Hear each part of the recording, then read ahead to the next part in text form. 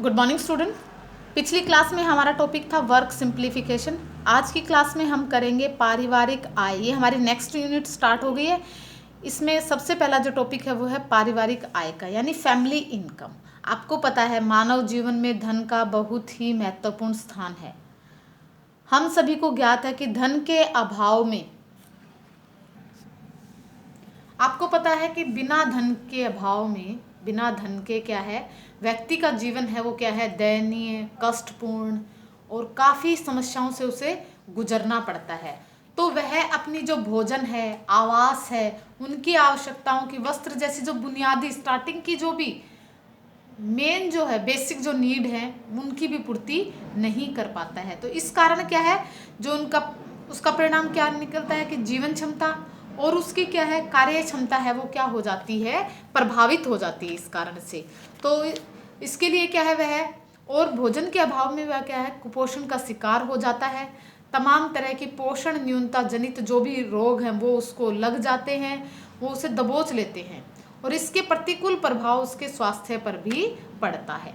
भूख के कारण अनेक लोग क्या है ऐसे में ही तड़प तड़प कर मर जाते हैं।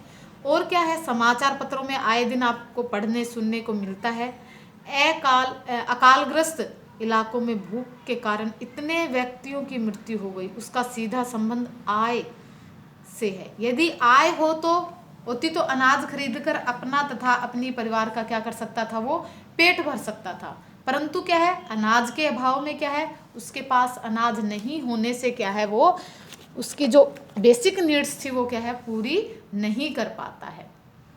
मनुष्य की न केवल आवश्यकताओं की पूर्ति के लिए धन की आवश्यकता है, बल्कि क्या है आरामदायक एवं विलासात्मक जो भी वस्तुएं होती हैं उनके लिए भी क्या है धन की आवश्यकता होती है। वही परिवार सुखी, संपन्न एवं समृद्ध होता है जिनकी अधिक आवश्यकताओं की पूर्ति क्या होती है, पूर्ति क्या आवश्यकताओं की क्या है पूर्ति हो जाती है, संतुष्टि हो जाती है। दूसरे शब्दों में हम कह सकते हैं कि जिस परिवार की आय अधिक होती है वही सुखी एवं प्रसन्नतापूर्वक क्या है, सुखपूर्वक और प्रसन्नतापूर्वक क्या है जीवन यापन करता है, क्योंकि उसका रहन सहन का स्तर क्या होता है, ऊंचा होता है। आप देखते हो जिसके पास पैसे हैं वो आराम से अपना जीवन बिताता है और जिसके पास नहीं है वो सारी उम्र ही क्या है पैसों के लिए क्या है मारा मारा फिरता रहता है और जो बेसिक नीड्स हैं उनको भी पूरा नहीं कर पाता है। परिवार को आवश्यकताओं की पूर्ति के लिए आर्थिक क्रियाएं करनी पड़ती हैं ताकि पैसे की यानी धनोपार्जन किया जा सके, धन उत्पादित किया जा सके, धन को कमाया जा सके। अक्सर देखा जाता है कि दो समान आय अर्जित करने वाले परिवारों के रहन सहन में भी क्या है भिन्नता पाई जा सकती है। एक परिवार क्या होता है कि सीमित धन में भी खुशी और प्रसन्नतापूर्वक रहता है और उसका रहन का सहन का जो स्तर है वो भी ऊंचा होता है।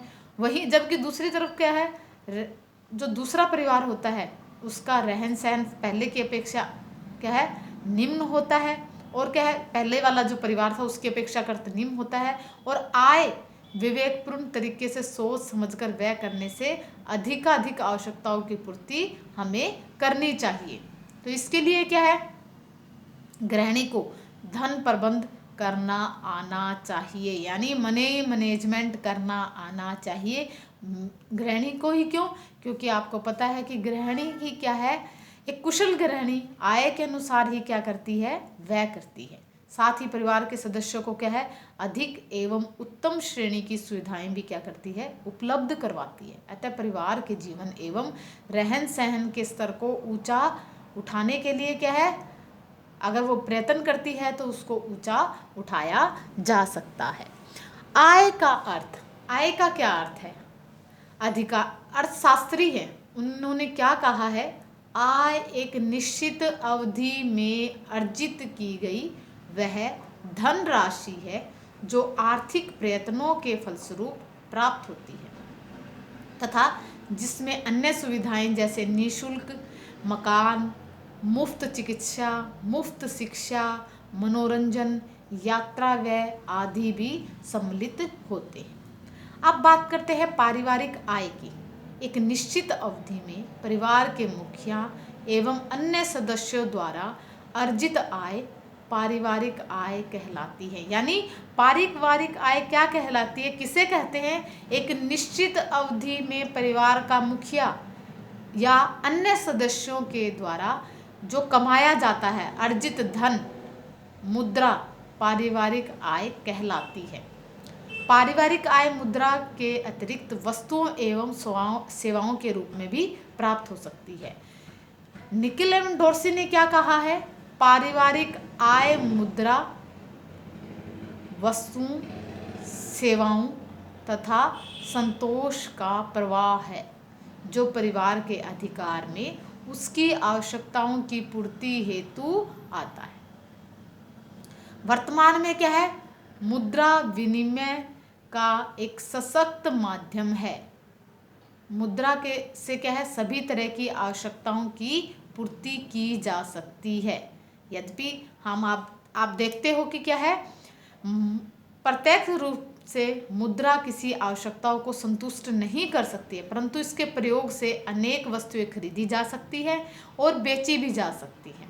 सभ्यता के प्रारंभिक चरण में मुद्रा का इतना अधिक महत्व नहीं था, क्योंकि तब मनुष्य को की जो आवश्यकताएं थी वो क्या थी? बहुत कम थी। तब मनुष्य के आपको पता ही है कि वो उसे एक दो कपड़े से क्या है अपना जीवन यापन करता था। खाने के लिए भी क्या है उसे ज़्यादा डिमांड नहीं होती थी। आजकल आपने देखा है, तब क्या होता था, लोगों की जो अपनी आवश्यकताओं की पूर्ति सामानों के आदान प्रदान करते थे। आपने देखा था कि अनाज, जैसे कि दूसरे के पास क्या है बाजरा है तो वो गेहूं के बदले बाजरा ले लेते थे। जिसको बाजरे की जरूरत थी वो गेहूं देकर बाजरा, और जिसको गेहूं की जरूरत थी वो बाजरा देकर गेहूं ले लेते। तो इस प्रकार से क्या है वो सामान देकर क्या है, जैसे अनाज देकर क्या है चीज़ों को खरीदते थे। एक दूसरे का क्या है अदला बदली करके क्या है वो अपना जीवन यापन करते थे। परंतु जैसे जैसे क्या है मानव सभ्यता का विकास हुआ है, वैज्ञानिक आविष्कार हुए हैं, वैसे वैसे लोगों की आवश्यकताएं क्या है बढ़ी, तथा मुद्रा यानी करेंसी विनिमय क्या होता है, लेन देन का मुख्य माध्यम बन गया है। मुद्रा के द्वारा अब हम पैसे देकर क्या है कुछ भी चीज़ खरीद सकते हैं। छोटी से छोटी और बड़ी से बड़ी चीज़ें भी हम खरीद सकते हैं। यह जरूरी नहीं है कि प्रत्येक परिवार की आय समान हो। यह तो आपको पता है कि जरूरी नहीं है कि सभी की आय समान हो। कुछ परिवारों की आय ज़्यादा होती है और कुछ की आय कम होती है।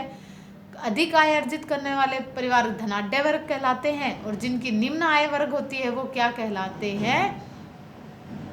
वो निर्धन अर्थात निम्न आय वर्ग की श्रेणी में आते हैं। प्रत्येक परिवार का वर्ष भर का आय प्रवाह भी समान नहीं रहता है। कुछ परिवारों में विशेषकर नौकरी पेशा वालों को एक निश्चित आय प्रति माह आती रहती है, जबकि कृषक एवं व्यवसायी जो परिवार होते हैं उनमें वर्ष के कुछ माह में आय अधिक होती है तो कुछ माह में कम, और कुछ माह में बिल्कुल भी आय नहीं होती है। तो ये क्या है अलग अलग होती है। अब हम बात करते हैं पारिवारिक आय के प्रकार की बात करते हैं। पारिवारिक आय को मुख्य रूप से 3 भागों में बांटा जा सकता है। मुख्य रूप से इसे क्या है 3 भागों में बांटा जा सकता है। वो भाग कौन कौन से हैं? तो अभी हम बात करेंगे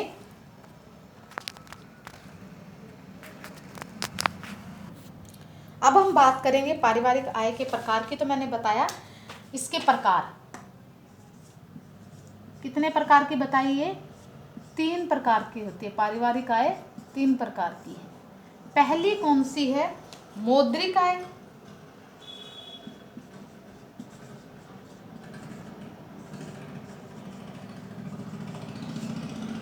दूसरी होती है इसमें वास्तविक आय।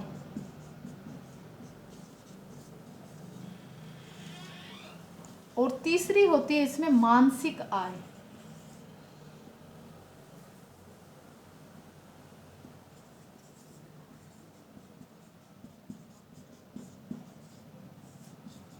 ये 3 प्रकार की आय होती है, मौद्रिक, वास्तविक और मानसिक आय। पहले की बात करते हैं कि मौद्रिक आय किसे कहते हैं। मौद्रिक आय किसे कहते हैं? हम सभी मौद्रिक आय से भली भांति परिचित हैं। एक निश्चित समय में परिवार को क्या है, एक निश्चित समय में परिवार को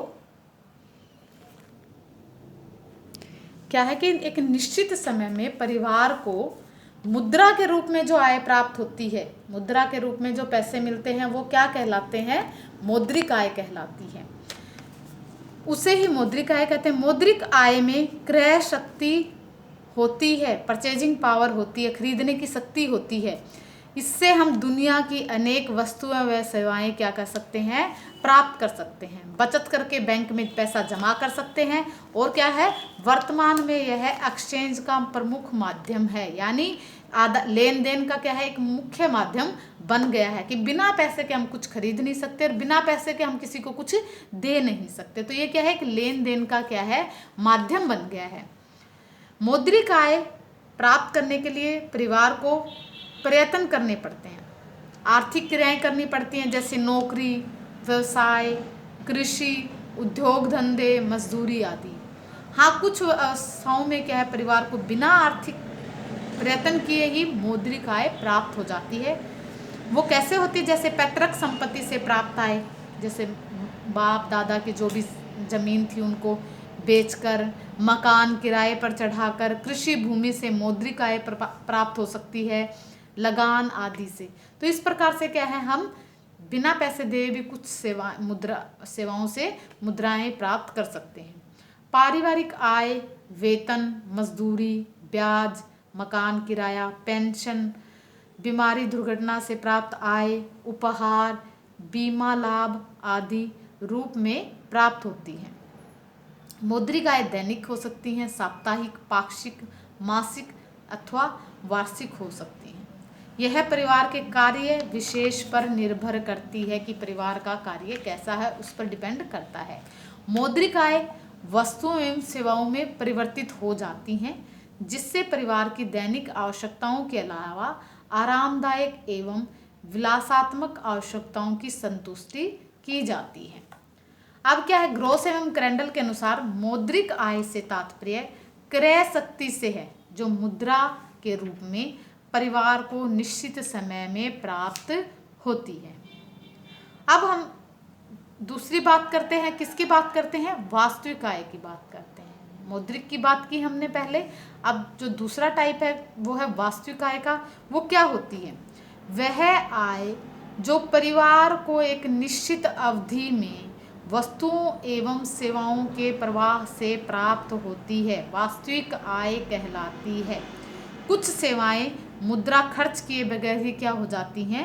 प्राप्त हो जाती हैं, जबकि कुछ सेवाएं वस्तुओं को प्राप्त करने के लिए मुद्रा खर्च करनी पड़ती है, यानी पैसे खर्च करने पड़ते हैं। जैसे निःशुल्क यात्रा, चिकित्सा, मकान, घरेलू बागवानी से प्राप्त सब्जियां, फल आदि। परंतु यदि उपरोक्त वस्तुएं निःशुल्क प्राप्त नहीं होती हैं तो उन्हें पैसा खर्च करके प्राप्त की जा सकती हैं। वह परिवार की आवश्यकताओं की संतुष्टि की जा सकती है। ये दोनों ही मिलकर वास्तविक आय कहलाती हैं। तो वास्तविक आय कौन सी कहलाएगी? निःशुल्क जो सेवाएं हमें मिलती हैं वो, और प्लस मौद्रिक आय खर्च करके प्राप्त सेवाएं या वस्तुएं, सेवाओं व वस्तुओं से जो हमें प्राप्त होती हैं वो क्या कहलाती हैं? वास्तविक आय कहलाती है। अब ग्रोस एंड क्रेंडल ने वास्तविक आय को क्या है, अलग प्रकार से उन्होंने डेफिनेशन दी है इसकी। वास्तविक आय वस्तुओं और सेवाओं का ऐसा प्रवाह है जो एक निश्चित समय के लिए मानवीय आवश्यकताओं एवं इच्छाओं की संतुष्टिकरण के लिए उपलब्ध कराती है। वास्तविक आय को इन्होंने दो भागों में वर्गीकृत किया है। पहला है प्रत्यक्ष आय, दूसरा है अप्रत्यक्ष आय, यानी डायरेक्ट और इनडायरेक्ट इनकम। डायरेक्ट इनकम और इनडायरेक्ट इनकम। प्रत्यक्ष आय में क्या है, डायरेक्ट इनकम में क्या है, इसके अंतर्गत वास्तविक आय को कितने भागों में बांटा गया? दो भागों में। प्रत्यक्ष आय और अप्रत्यक्ष आय। प्रत्यक्ष आय में क्या है, इसके अंतर्गत वे वस्तुएं एवं सेवाएं आती हैं जिन्हें परिवार बिना पैसा खर्च किए ही प्राप्त करता है, प्रत्यक्ष आय कहलाती है। उदाहरण के लिए वेतन के साथ ही MLA, MP, IAS, IPS, army officers को निःशुल्क मकान सुविधा, चिकित्सा और क्या है टेलीफोन सुविधा आदि उपलब्ध होते हैं। आपने देखा है जो भी ऑफिसर्स होते हैं उनको सारी फैसिलिटी प्रोवाइड्स होती हैं। इस प्रकार कृषि कार्य से प्राप्त अनाज, घरेलू बागवानी से प्राप्त साग सब्जियां, फल, पैतृक मकान, दुकान, परिवारों के सदस्यों द्वारा की गई सेवाएं जैसे घर की साफ सफाई, बर्तन मांजना, बर्तन धोना, भोजन बनाना, वस्त्र मिलकर सिलकर सदस्यों को उपलब्ध कराना, बच्चों को पढ़ाना आदि प्रत्यक्ष आय के उदाहरण हैं। सार्वजनिक सेवाओं के उपयोग से जो लाभ प्राप्त होते हैं वे भी प्रत्यक्ष आय के इसके अंतर्गत आते हैं। कौन कौन सी होती है सार्वजनिक सेवाएं? जैसे कि क्या है, पुस्तकालय है, पार्क है, पुलिस व्यवस्था है, अस्पताल है, डाक खाने है, रेलवे सेवा, ये सारी क्या है हमें फ्री में ही उपलब्ध होती हैं। ये नहीं कि आप किराया देते हो, वो चीज़ नहीं। किराया तो लगता है लेकिन क्या है आप अपने लिए पर्सनल तो नहीं कर सकते ना, कि पर्सनल डाक खाना है कि मैं वहाँ जाके, ये कि सबके लिए, किसके लिए होता है? पब्लिक के लिए होता है, सभी के लिए, पूरी जो भी जनता होती है सभी के लिए होता है। तो ये क्या है प्रत्यक्ष वास्तविक आय के अंतर्गत आते हैं। अब बात करते हैं अप्रत्यक्ष आय की। अप्रत्यक्ष आय के अंतर्गत वे वस्तुएं एवं सेवाएं आती हैं जिन्हें प्राप्त करने के लिए क्या है परिवार को कुछ मुद्रा खर्च करना पड़ता है, अर्थात उन्हें मौद्रिक आय के माध्यम से प्राप्त किया जाता है। मुद्रा के रूप में जो प्राप्त होती है वो क्या कहलाती है? अप्रत्यक्ष आय कहलाती है। जैसे सस्ते दाम में सुंदर, आकर्षक, खूबसूरत एवं टिकाऊ वस्त्र खरीदना, सस्ते मूल्य पर पौष्टिक सामग्री खरीदना, कम राशि खर्च करके बच्चों को अच्छे विद्यालय में पढ़ाना आदि प्रत्यक्ष आय के उदाहरण हैं। यदि कम पैसा खर्च करके सुंदर, टिकाऊ, मजबूत एवं आकर्षक वस्त्र खरीदे जाते तो निश्चित ही उनकी सुंदरता एवं आकर्षकता ज़्यादा दिन तक अक्षुण्ण बनी रहती है और यही अप्रत्यक्ष आय होती है। इसी तरह सस्ते मूल्य पर पौष्टिक भोजन उपलब्ध होने से स्वास्थ्य उत्तम होता है। गृहिणी की कुशलता, उसकी क्षमता, उसकी योग्यता, उसकी सूझबूझ, उसके विवेकपूर्ण निर्णय, परिवार के सदस्यों के सहयोग आदि पर वास्तविक आय निर्भर करती है। यदि किसी उपकरण या जैसे कि सिलाई machine, washing machine, fridge, cooler आदि का पूरा उपयोग किया जाता है तब तो वास्तविक आय में वस्तुतः क्या है वृद्धि हो जाती है। परंतु यदि इनका उपयोग नहीं हो पाता तो क्या है यूं ही ढक कर रखी जाए तो वास्तविक आय कम हो जाती है। यानी हमारे पास सारी फैसिलिटी है, वॉशिंग मशीन भी है, मिक्सी भी है, लेकिन हम क्या करते हैं उनका यूज नहीं करते। अगर यूज नहीं करते यूं ही पड़ी रहती है तो वो वास्तविक आय के अंतर्गत नहीं आती। जब हम उन चीज़ों का प्रयोग करते हैं तो वो हमारी वास्तविक आय के अंतर्गत आती हैं। किसी भी वस्तु के उचित उपयोग, संरक्षण, रख रखाव आदि से वास्तविक आय बढ़ जाती है।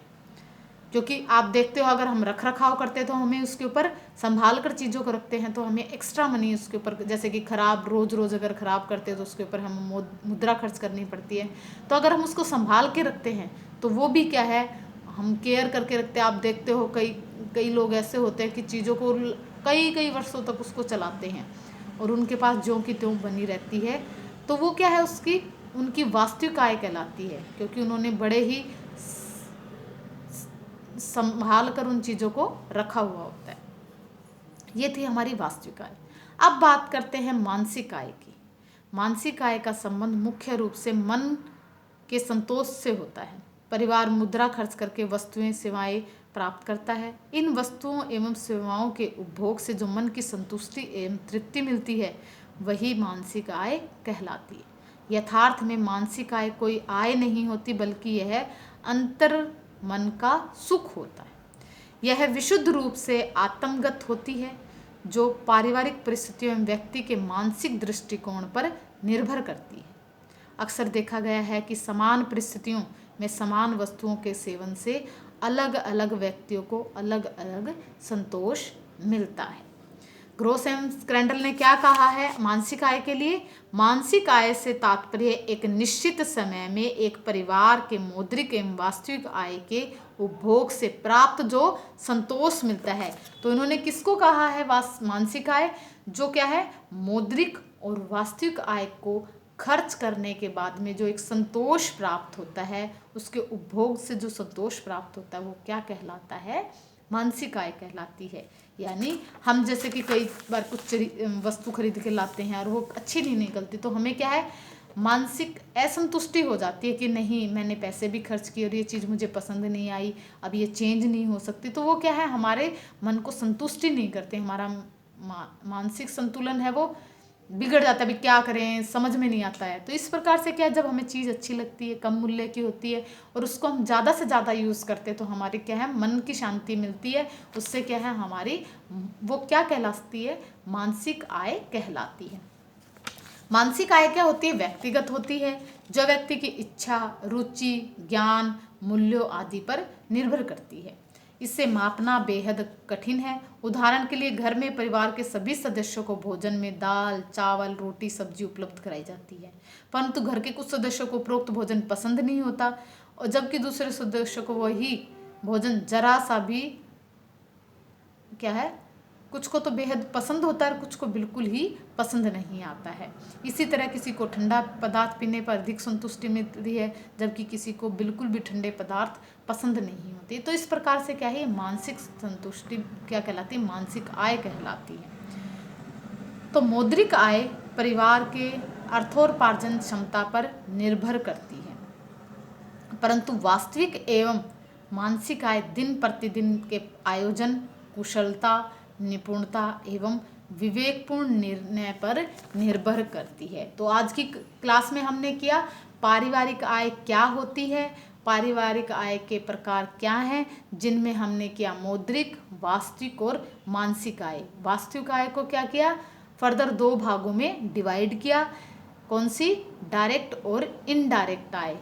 तो इस प्रकार से ये क्या थे, हमारे पारिवारिक आय और उसके प्रकार।